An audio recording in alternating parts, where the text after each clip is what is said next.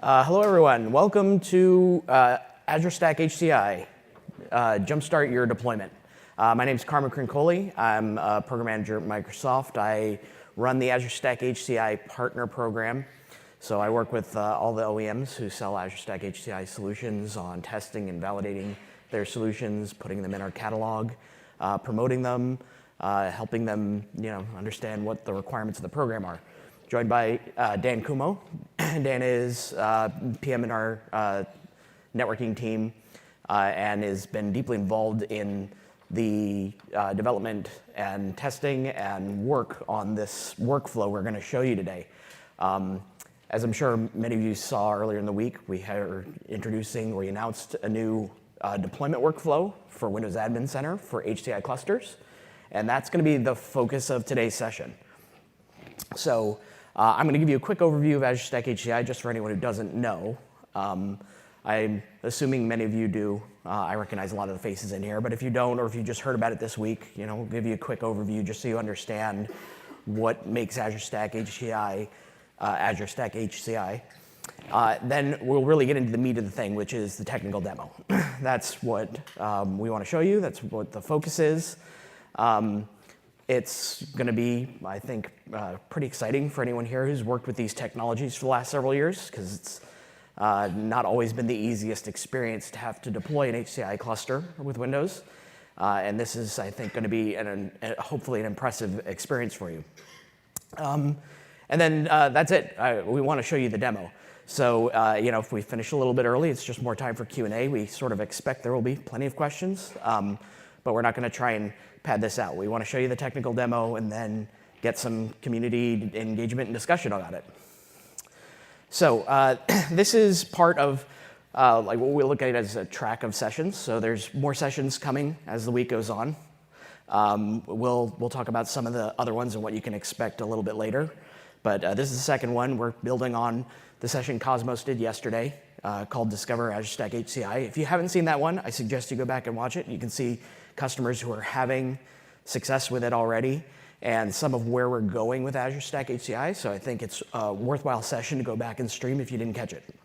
And then here are the ones later in the week. I have the slide again later in the deck towards the end, so we'll leave that one up on the screen so you can capture it if you want. So what is Azure Stack HCI? It's really a partner-driven program from our perspective. We work with OEMs around the world to build solutions that operate the way you would expect and we would expect for an HCI solution. So Microsoft obviously is the lead software vendor on it. We help them define the architecture, but they're the ones with the hardware expertise. They're the ones used to building bills of material that they are confident in. They do their own testing. We work with them on this testing. We have, like I said, partners around the world. Chances are very good you work with or trust one of these partners already, and they all have solutions in the catalog. We do testing with them. We set testing guidelines. I review test results so we can have confidence in these solutions. We've seen really great growth. We've only announced Azure Stack HCI in March of this year, and we launched with 74 solutions, and we've more than doubled it in just 6 months. So everyone sees the value in this from a partner perspective, and we're hearing very good feedback from customers that they're able to find solutions that meet their needs or things they're interested in having in their data center in that catalog. As you can see, it represents the whole gamut. I would say if you looked 2 years ago when we had the previous version of this program, the WSSD program, it was very commodity and homogeneic. There was lots of 2U servers with 2 sockets of Xeon. We've greatly expanded the offerings that are available. There's all kinds of hardware variety. We've been showing off the new Lenovo SE350 a lot this week, but it goes all the way to the other end. We have some monstrous 4U servers here that can host 70+ hard disks. We have tiny little tower class systems that can slide under a desk easily, and everything in between. So there's a lot of hardware innovation. There's a lot of hardware choice available in this catalog. Chances are something that you use right now or want to use is going to be available in multiple options and solutions in that catalog. So one of the benefits of HCI and HCI Stack in general is that flexibility. So you can start off really, really small, and this is one of our strongest points, is you can start off in a very minimal cost 2-node configuration that is extremely capable and extremely high performance without breaking the bank. The ability to buy a solution that doesn't even require network switching, use just crossover cabling, nested resiliency so that you can survive node and disk failures. And then you can scale this with the same software stack all the way up to 16 nodes and gigantic configurations that go up to 4 petabytes, 16 servers, and you just can add a node at a time and scale it up. And we know we have customers who fall everywhere in this range. We know the customers who are doing 16. We know customers who are doing 2. Many of them are doing them with the same kind of server. The server chances are you have in your data center right now, there are customers at both ends of that scale. One of the benefits from our perspective, and we think for our traditional IT pro audience, is that this is familiar technology to you. So we call the program Azure Stack HCI, but the hypervisor that runs the virtual machines is Hyper-V. Software-defined storage is storage spaces direct. The software-defined networking that's in there is the same one that's in Windows Server. Management is through Windows Admin Center. And the guest licenses are all included because the underlying software is still Windows Server 2019. So it's a very familiar experience. Chances are you're very experienced with it already if you have this in your data center. If not, someone in your org probably does. So it's not something you're going to have to go out and train your staff on. The program is really about delivering those high-quality solutions, not about unique configurations of software or special SKUs or any of that. When do you use it? I would say it's infrastructure, so it can do anything you want it to do that you would use virtual machines for. But that's a very generic answer, right? Of course, infrastructure can do infrastructure things. So what we've been trying to do, and what we announced at this Ignite, was focusing on customer workloads and the kind of customer demand that we get, which is, how do I do X that solves a business problem? I am looking to modernize my SQL infrastructure and consolidate SQL servers. I am looking to do VDI. How do I do that on top of an Azure Stack HCI solution? So we launched this workload program where we partner with the OEMs, and they design a bill of materials, and they design the workflow for installing their systems, installing the OS. And then we handle the OS-specific parts about how to get the HCI cluster configured. And we tell you this is the best way to run these workloads and get the best results on top of an HCI solution. So we're starting off with these 5 workloads, and they're represented in the catalog, which I'll show you in a second. So you can look for branch office and edge solutions, VDI, SQL Server, and then trusted enterprise virtualization for security, and scale-out storage. And the way it represents in the catalog is with those same icons you just saw there, and we have filters that let you see the solution. So you can choose your preferred OEM, the scenario that you're interested in, and it will show you just those solutions from that vendor that has it. And when you click on those links, it takes you to a page where you can download a solution brief that explains to you how that workload works on top of that solution. So this is just an example of the solutions in the catalog from all of our partners that are for SQL. So you can see we already have 65 SQL optimized solutions out of the total catalog count. And this is just the first 3 at the top because I couldn't fit the whole catalog on one page. This is what you'll expect and what you'll see when you go to the catalog. So with that, I'm going to hand it over to Dan to actually do the deployment and workflow from there. Thanks, Carmen. Yeah. So here's what we know. We know that Azure Stack HCI can be very difficult to deploy. There's greater than 100 steps, and that doesn't even include the steps that you need to implement for your own environment, right? Each of these steps very often have to be performed in a very specific order. It's quite possible that if you implement some of these out of order, you will have to go back and undo some of the work and then go forward and do it again.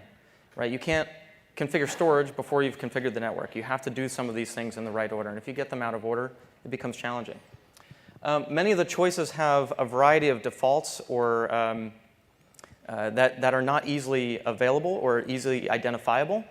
Do I use Hyper-V port or load balancing, Hyper-V port or dynamic load balancing algorithm? Which one do you choose there, right? Sometimes that guidance has changed over time. There's no single definitive guide, right? If you want to deploy storage spaces direct, there's actually a fairly nice page that has all the different places you need to go get the information that you need to actually deploy it, right? They'll send you to my dock to do the network. Then we come back to do other aspects of storage and installation of features. And so you have to go to a couple of different places. Right? That all adds to the complexity.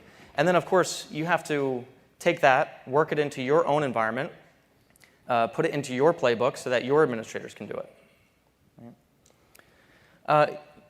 Then we have a variety of different UIs. Hyper-V Manager, Failover Clustering Manager, maybe you're using VMM, Windows Admin Center, et cetera. There's many different places you have to go. If you've done this plenty of times, you probably have this all scripted out, right? You've probably gone to PowerShell as well, right? It becomes very challenging, right? Because you have all of these different places. And then, by the way, you have to do this over and over again per server. You have to get it exactly right. Server after server, cluster after cluster for the best experience. And so there's a better way, and we set out to solve this, right? And what we really set out to solve, first and foremost, is we wanted to help customers that were somewhat familiar with Windows Server, but you don't have to be an expert, right? Azure Stack HCI should be deployable by non-experts, right? Of course, it can be customized by the experts, but it needs to be deployable by non-experts as well. We wanted to make sure that people that didn't buy deployment services had an option here, right? Part of bringing this to the IT generalist is making sure that if you don't buy deployment services from your OEM or solution integrator, that you can still be successful. And of course, we want to minimize the likelihood of a mistake, right? Even if you have it scripted, it's very possible that on this hardware versus that hardware, something is a little bit different, right? So we want to minimize the mistakes.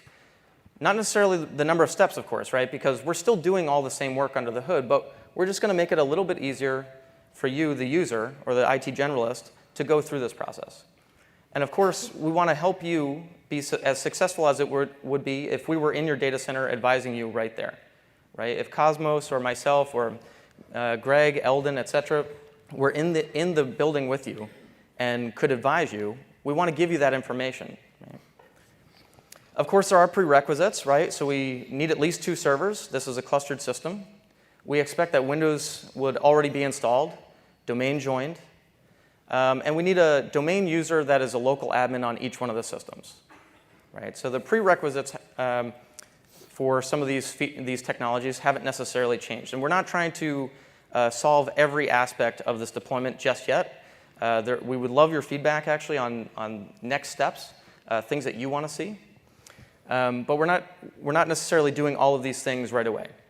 And of course, we have a variety of different operating systems that are currently supported. So Server 2016, 2019, and vNext. These are all within target, right? You should be able to use this UI and deploy on any one of these operating systems. So of course, all that's great, and we could build a very complicated user interface, right? But that wouldn't really solve any of the problems, right? So we wanted to make sure that when we built the interface, it was simple. If you saw Cosmos' demo the other day, it was more or less a next, next, next, next, next, right? You can have that experience, right? But if you don't have that experience, right? If you want to customize it a little bit, we want to make sure that it's flexible enough to meet the demands of the majority of people, right? Again, this is something we'll continue to iterate on. It's actually very amazing to me that there's over 1,000 different unique variations, and when you see the UI, even in the complex approach here, the one that's not next, next, next, it's still very simple, very clear, point-and-click stuff. There's only a few slides, a few pages that might look daunting. And of course, we wanted to solve for the variety of scenarios that are out there, right? You might be on a basic classic failover, right, where all you really have is failover clustering. But we also want to get all the way through SDN, storage spaces direct and SDN. So whether you're doing a basic failover cluster, you're adding Hyper-V, you have storage spaces direct, or software-defined networking, there's a scenario here that you'll be able to point and click and choose, and we will guide you through that wizard, implementing our recommended best practices. Now, today's demo is going to be this one, right, the hyperconverged one. Software-defined networking will come along.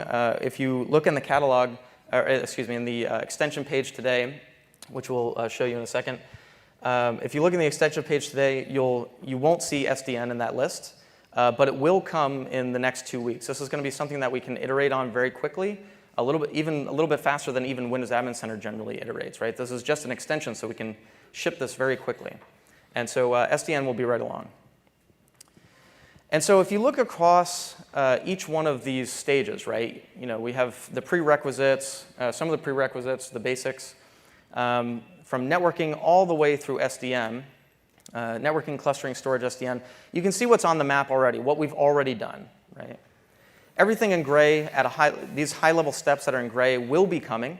They're not here yet, but if you wanted to create a quorum or do a witness, that will come. If you wanted to configure RDMA, that will come. Like we said, the SDN stack, that will come, okay? But everything that's here in black on the screen is what we are actually going to demo today. And most importantly, please do remember, right? Please do remember, this is under construction, right? This will be improved over time. Please go to this website, actually, this aka.ms deploy HCI. That gives you everything that we're actually doing under the hood. It tells you what features we're installing. It tells you what configurations we're making under certain scenarios. And it gives you it's kind of an insight. We're not necessarily, again, removing any steps, but we're actually just performing many of them for you and solving some of these problems a little bit easier without you having to know every little detail we want. But if you do want to know, please go to that website. And of course, the email address below there, if you have suggestions, if you find a bug, please let us know. Okay? This is in preview.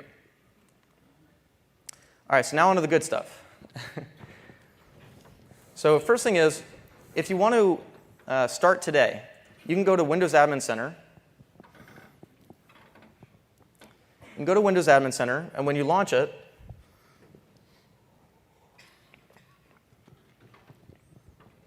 you can go to the, actually, if you hit the drop-down today, you'd see a variety of different options, right? Server management, computer management, hyperconverged, et cetera. But if you go to the settings tab here and then onto the extensions, you can search in this toolbar here for cluster. Just use the word cluster. And if you click on that and then click install, I think the latest version is 42. You might see a later one. If you click install, happens fairly quickly. You get a little green checkbox. We'll reload, and then when you go back to the little drop down up there, oh, actually, if you go to the installed sections, you'll see it over here now. And then if you hit the drop down, you'll see a new box there called cluster creation. All right, so that's the install.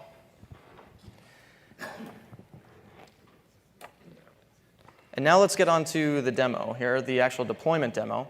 So this is a basic, the general Windows Admin Center page. You can see my local host is in the box there. Now I'm going to select the cluster creation, and you see that box, that wall of options, the Azure Stack HCI options, everything from basic failover clustering on through storage spaces direct and software-defined networking. If we click next, we're reminded of the prerequisites. Join to the Active Directory domain. Make sure you have a domain user local admin account, a domain user that's in the local admins group on every server. In this case, we're going to enter our Blue Yonder administrator account. Ooh. Sorry, Dan. All right. Pay no attention to the man behind the curtain. So we click next. First aid, though. Thank you. So if you click next, we start to enter our hosts here. And we're actually going to reach out and touch these machines, right? We're going to take the username and password that you just entered. We're going to reach out, make sure that we can connect to them over WinRM. We're going to, in general, just make sure that we can get to them, we can see them, and we're ready to move on. Right? So again, we click Next here. And you'll notice that these are at different stages of install, right? Maybe they don't have Failover Clustering Manager. Maybe they don't have Hyper-V. Maybe they don't have data center bridging. Maybe they don't have a variety of different features. BitLocker, I think, is one. We'll go through. We'll install them. This is sped up quite a bit. But we'll go in through there, install them, restart them. So please don't run this on an actual live system. We will restart them if needed. When all that's done, you'll see a lot of these green checkboxes, right? Saying, hey, everything's good. All right, next on to networking. First thing we do is we go out to every single server and we see what adapters do you have. Right? Which adapters do you have? And we try to get this list back. And in this case, everything's great, right? I've got 5 adapters, all the same speed. So you could just actually click Next here. But if I expand these out, you can get a little bit more detail on the adapters that are available. And you can see not all of them are the exact same, right? I've got QLogic adapters. I've got some Intel adapters. So what happens if I disable one of these? Or if, in reality, the real scenario here is I don't have this symmetric network already set up. Well, now at the bottom of the screen, you'll notice we have a warning. Every server needs to have the same number of this speed adapters, right? So you can disable those adapters. If you're not going to use those adapters for Azure Stack HCI, we do recommend you disable them. Actually, I'm going to back. Oh, yeah, here we go. OK. So in this case, now we're on to selecting our management adapters. Now, if I check 2 adapters, we know that you need to team those adapters. So we're going to ask you for an IP address, a subnet, and a VLAN. But in this demo, we're just going to use the Intel adapters. We will rename those for easy identification, right? So all of these will be renamed. These are the interface descriptions, but the names of these interfaces will be renamed to management for easy identification. So we'll go ahead and click Next here. And we'll reconnect back on these adapters, right? We know that you want to use these adapters, right? So for management. So we're going to reconnect back on these systems. And now you're left with the remaining adapters that are on each one of the systems. And this is really the biggest eye chart in the user interface today.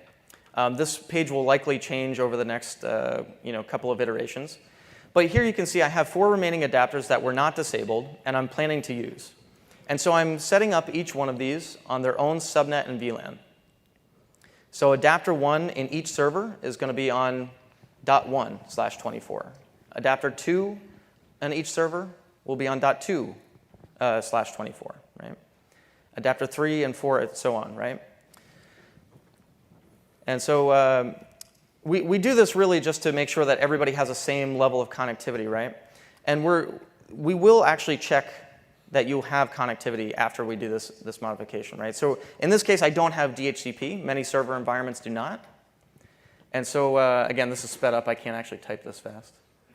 But it'd be a very boring demo if I just, we'll also rename the adapters if you specify them there.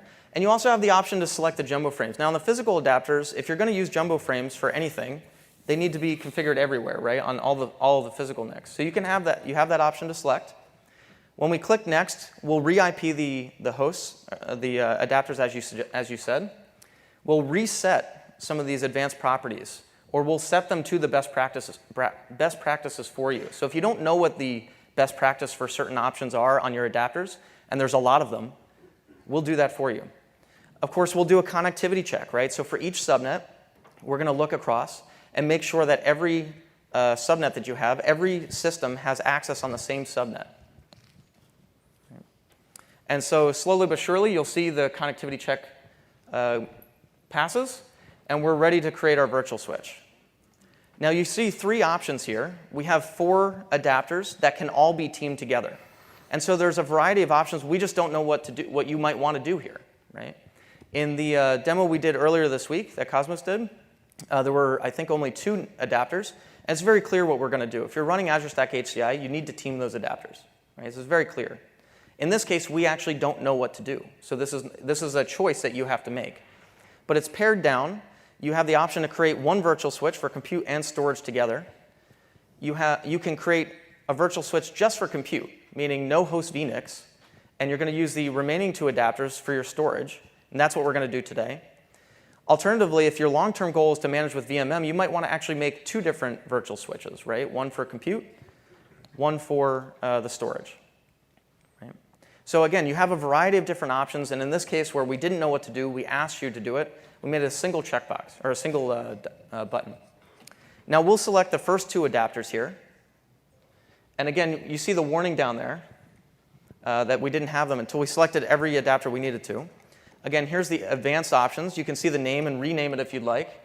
We recommend a certain load balancing algorithm.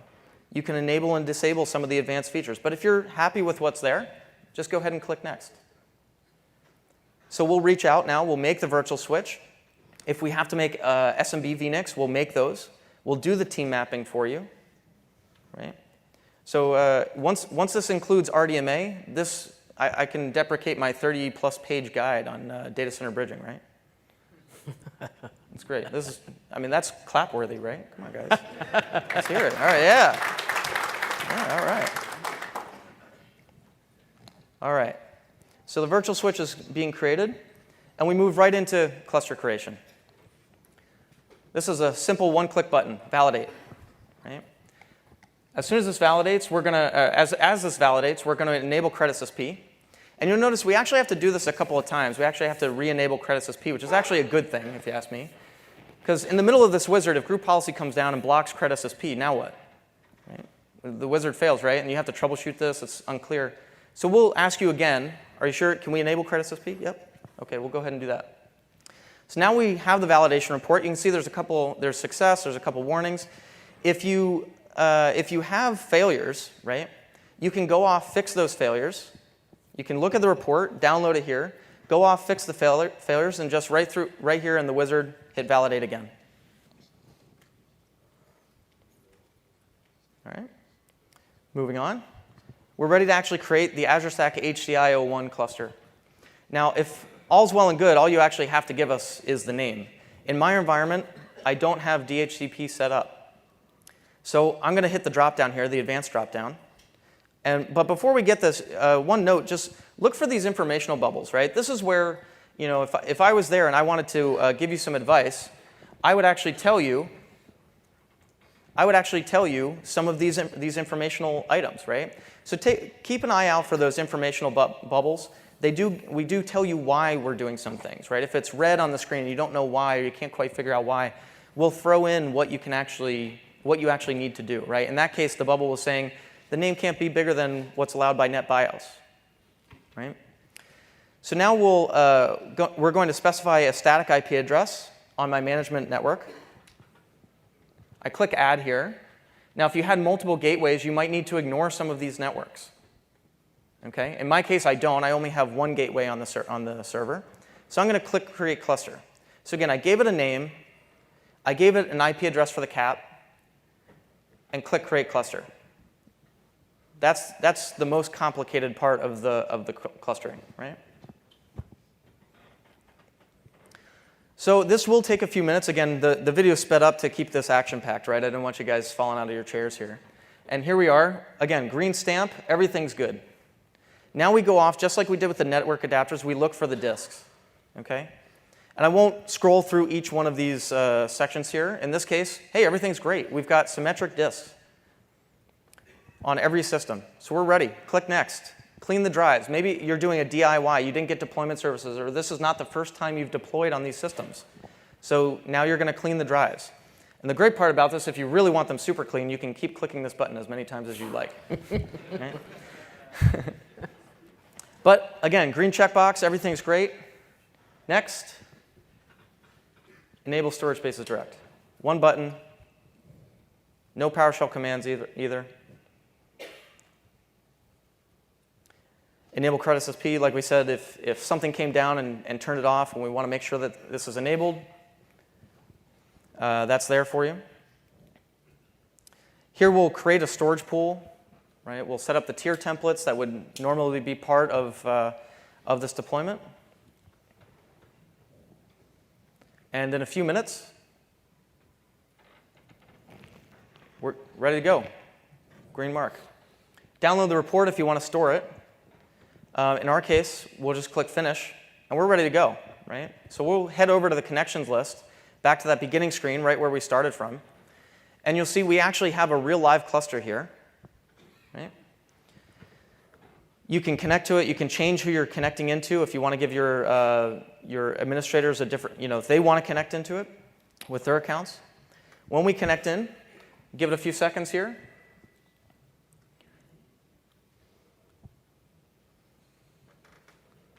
A few more seconds. And there's the dashboard. Right? Here we are. Yeah.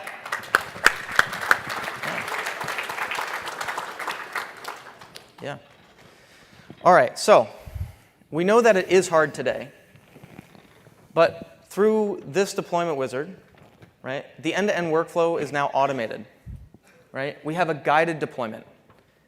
You're not going to get things out of order now, right? We will guide you through that. We'll give you that authoritative guidance, just like if I was sitting right over your shoulder, just what every one of you wants, right? Me sitting over your shoulder saying, Hyper-V port, use switch embedded teaming, all those things, right? All of that guidance is built in. The Microsoft recommended options are selected by default, right? We recommend Hyper-V port, but maybe you need to use dynamic. Right? We have a single user interface, no scripting required. And of course, the most important thing is that when you deploy it, and you intend to deploy a certain way, it happens that way, right? So we'll deploy it consistently, server after server, cluster by cluster, right? We go back through this, do this again in the cluster, we'll configure it the same way, if you select the same options, I suppose. All right, so that's it for me. Back to you, Carmen. All right. So, great. We just saw how quick and easy that deployment was. I hope you're as happy to see that as I am. I work with the technology all the time, but because it's not my primary job, every time I go back to it and have to do a new deployment under the old manual technique, I end up spending at least an hour or two trying to remember what that command was to clean the disks, and then not remembering, and then having to go find Cosmos and being like, Cosmos, what's the command to go clean the disks? And he's like, go to this URL. Anyway, we're trying to take that part of the process away from you because you don't sit 15 feet away from Cosmos like I do. So putting that all into this deployment experience will hopefully give you a much more consistent experience when deploying HCI clusters, and much more reliable configuration when everything is done, and no need to worry about or set aside a day to do this kind of work. So what do we want you to take from this? How do you go through this process? So the place I would like you to start, everyone would like you to start, is acquire your solutions through the catalog. The catalog is really our best way of assuring you get a quality experience out of this. You can build these HCI clusters from hardware that you purchase yourself and put together yourself, and it can be supported, and you might have a good experience with it, but we can't be, it's very difficult for us to enumerate all the things you should know and understand when you're acquiring that hardware. We take care of that through the solution program. We take care of that through the catalog. So, I talk to Dell and HPE and Lenovo and Data On and all of the other OEMs who are part of the program about the selections they should make and what they need to ensure they give the best customer solution, and that's what the catalog is giving you. Once you have that, if you have it pre-installed from the OEM, great, you're already ready to start that deployment process. If not, install Windows on it. Once Windows is installed and connected to the network, you're ready to go. Then deploy Admin Center, free download, very easy to install anywhere, including on your workstation, and pardon me, and then install that extension and get to the deployment. And then when you're all done, you have the ability to connect to Azure Arc and other Azure hybrid services through Windows Admin Center very easily. So it's very easy to take that HCI deployment and make it a hybrid deployment directly through the same admin tool that you use to deploy it. This is an extra slide that I left in before I knew Dan had a demo about how to get the extension. So here it is again. I forgot to remove it. I mentioned before, right, we kind of did this as a track. The next one is just in a couple of hours. Cosmos and Greg Costanza are doing 45 things in 45 minutes. I think it's one of my favorite sessions because I'd say, I don't want to steal his thunder, but the idea behind it is take all the cool things that we kind of love about our software stack that maybe we don't fit into traditional sessions or don't make sense to have their own sessions, and tell everyone else about them, right? Like things that we know people geek out about hardware, software, anything, that they maybe didn't know about because we don't talk about it in the context of anything else. And they're going to just share all of that. So you will probably, I would almost guarantee, learn something you did not know you could do with our HCI stack if you go to that session. That's at 2:15 today in this same room. So just come back after a long lunch. With that, I think we're ready to take some questions. Like I said, the focus of this was the demo, so we weren't trying to use every minute of the time. We assumed there were going to be a lot of questions, so we would like for you to take questions. There are microphones on either side of the front aisle. Please feel free to stand up and fire away. We will answer to the best of our abilities. And please fill your evals. Yes. Please fill out your evals. Yes. Please eval the session. Preferably positively. There's the slide that you've been seeing all week. +1. Yeah. Yes, sir. Oh, can we turn the mics on here? In the back? Can you hear me? There we go. As you went through the deployment with Windows Admin Center, similar to how SQL Server Manager Studio works, where you can script an action into SQL commands, is there a possibility to script those windows into a list of PowerShell commands that we can have full customization of it? That's an interesting idea. I'd ask you to actually send to that feedback back on the email. We had plans to include things like the scripts that we're running, so you could see them, and then potentially even take that and automate it across more nodes. There's not necessarily an idea as to a reason why we couldn't do what you're suggesting. So if you maybe just write that up and send it to the email address, and somebody will answer it there. And then the other question I had was, the deployment doesn't include enabling RDMA, but a lot of times you mentioned you need to do things in a certain order. So if we were to use Windows Admin Center to deploy this, can we then go back and then enable RDMA? Will that break things? I understand NIC teaming.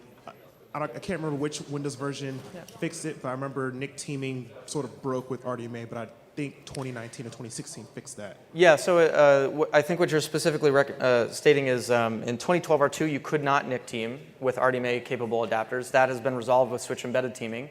Switch embedded teaming is the only team solution that we do deploy through the Windows Admin Center. We recommend anytime you're using Azure Stack HCI to use switch embedded teaming. Now, none of these items are actually atomic, right? You can, you can modify them, right, afterwards. We're not reducing what you did under the hood, and so you could actually just go back. There's no secret sauce here. Nothing is going to be removed from your implementation. You could go back and enable RDMA or some other aspect of this that we perhaps don't include right now. I would ask you, again, please do send us that feedback through that email address, and we can potentially prioritize some of these more important ones, right? Thank you. You're welcome. Thank you. Hi. Great job on that. Really like the deployment that you have. But question, can we save that configuration maybe to use it again later on? Yeah, a great template? question. That is part of the intent, the future intent, right? We have quite a few, Cosmos and I and a few other people locked ourselves in the room and brainstormed on a lot of these different things, right? Mm-hmm. So there's a lot of things we want to do. Okay. And we're going to, I think, complete that list of things that we put out there. But that would include potentially exporting, again, once implementing validate DCB, for example. Right. So taking that configuration, storing it, putting it on every node, giving it to you so that you can just take it and say, hey, just look at this configuration, deploy, right? That's definitely on the way, I think. And what about desired state? So nothing today is using desired state configuration. That's something that's kind of near and dear to my heart. I would love to see that. I'd like to see that feedback as well, actually. That gives it a little bit more. Other people will see it too. It's not just me championing it helps customers not make changes that they shouldn't. Right. Yeah. Thank you. That's one of my ideal world features. Yeah. Is DSC for everything. Yeah.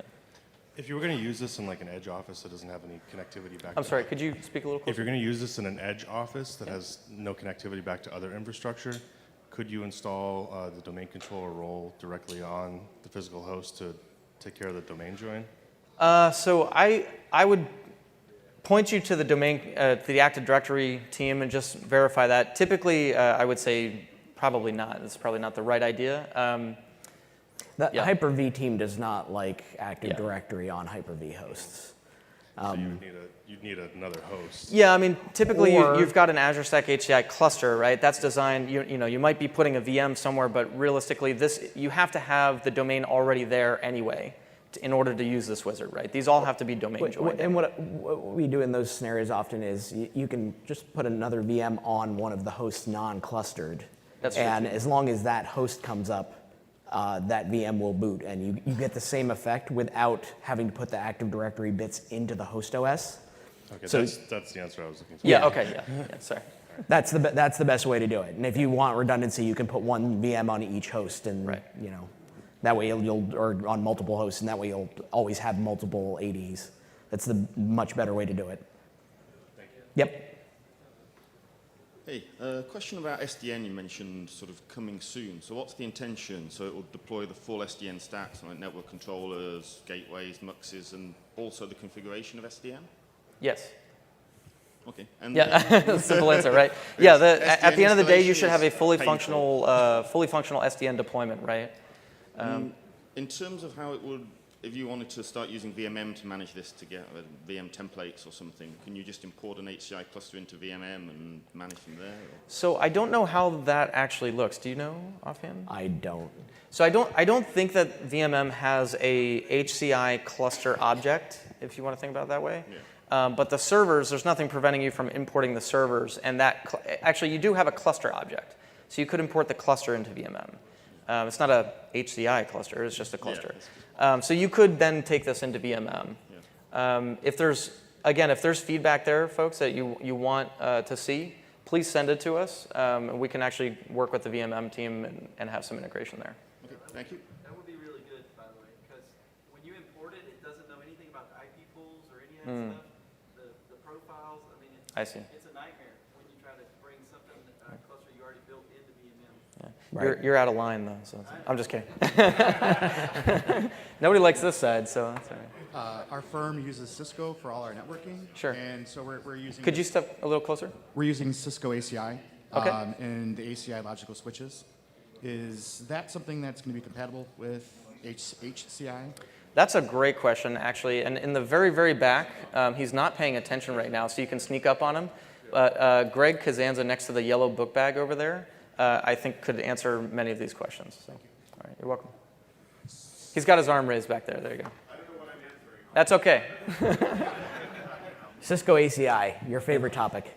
So we do a lot of flash copies for SQL databases. Do you guys have a solution, or are you going to for having flash copies that you can do with HCI clusters?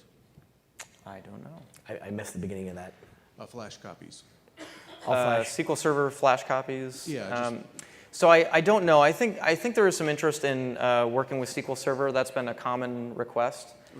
Working in here. So I don't know what that looks like yet, but I would suggest, again, emailing us your feedback, and we can take that up with the SQL team. And We are having discussions about how we can take those workloads that I was discussing and make that part of this process too, but we need to nail the basics first before we expand to, okay, now let me deploy SQL once you're done with the HCI part. So we're definitely not done. Right, but we're discussing exactly that because it's the logical conclusion, right? Like you gave me the infrastructure, but now how about you let me do the VDI part, or how about you let me do the SQL part as part of this deployment experience? So stay tuned, but I don't have anything to give you. But do send us your feedback. Don't assume that we got the feedback, right? Send us Yeah. your feedback. The more of you that ask for something, the higher in the priority list, right? Right, 'Cause we right. want to give you things that you guys want, right? If 50 people come back and say, we really desperately want this to be part of the experience, it's a very powerful tool for us with our management. Or at least send it from multiple different addresses, right? So we don't think it's the same person. Right? So, yeah, come in. Yeah. Hashtag automation. Right? So, okay. Yes, sir.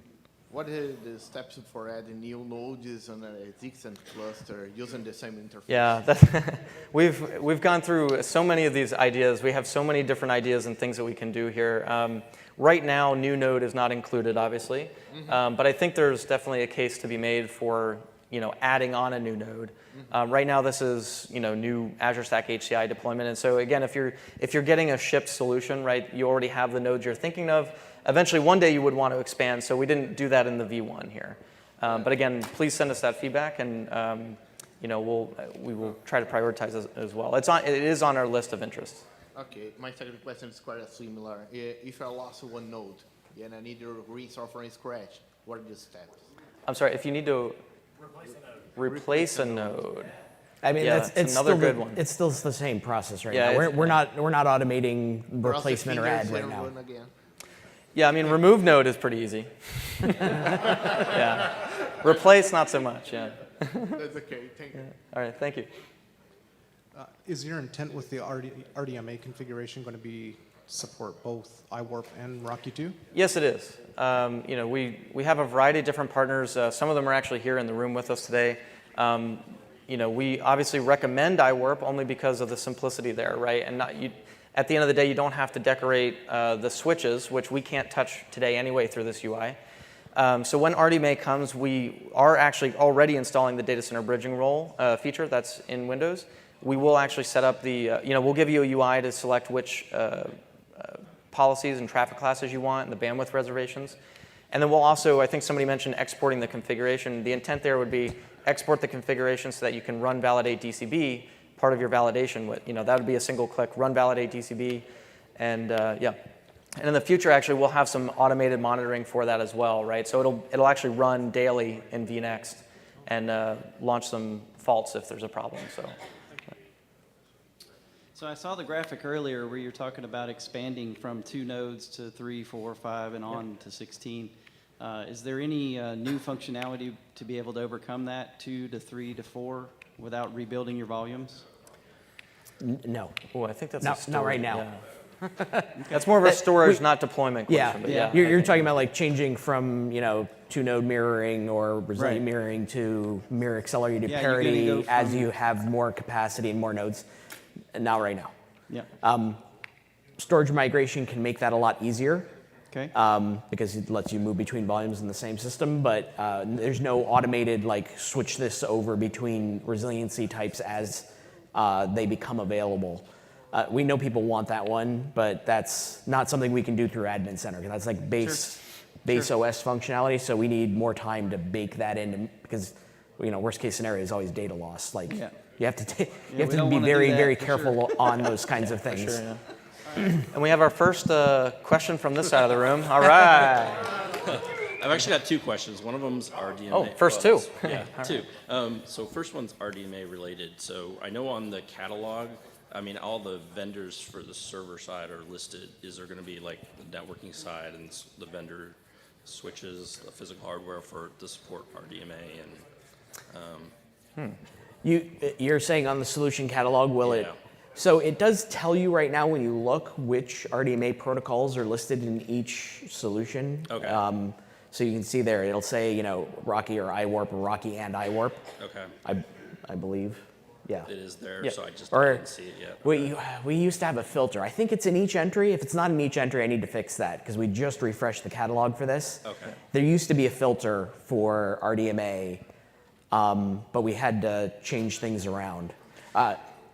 I hear your feedback. I want to make sure that that information is available to customers when they're browsing solutions. And it used to be there, and if it's not there now, I need to fix it. Okay. And the second part of it is during the creation of the storage spaces direct, can you specify the cache drives, if you have Optane drives to use for cache specifically?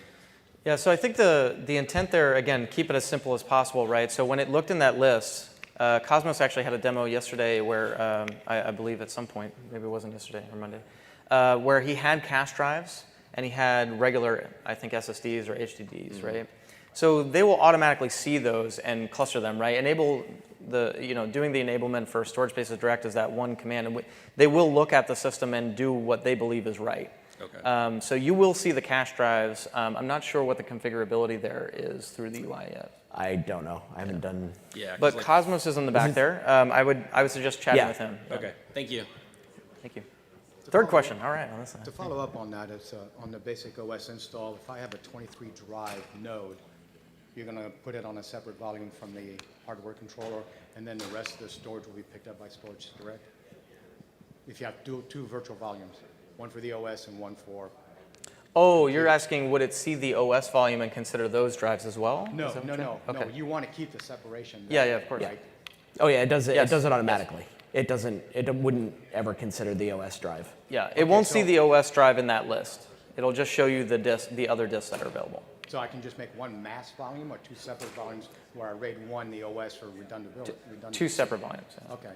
And is this loosely based on the 2016 article that came out in Tech Cafe, which did the 2016 HCI deployment? Which all PowerShell driven? And This is based Maybe. on quite a few of folks like us sitting in a room and just figuring out what it would take to do it. I don't know that we used an actual I did this a in reference 2016 after the 2016 Ignite Okay. when we first brought this up. Well- And there was an article that was about 5-6 pages long, but thank you for automating this because Okay. back through this article. Yes. Yeah. Okay. Thank you. All right. Cool. Yep. Thanks for your questions. Any other questions? All right. Thanks everyone All right. for joining. Thank you very much. Thanks for the great questions. Appreciate it.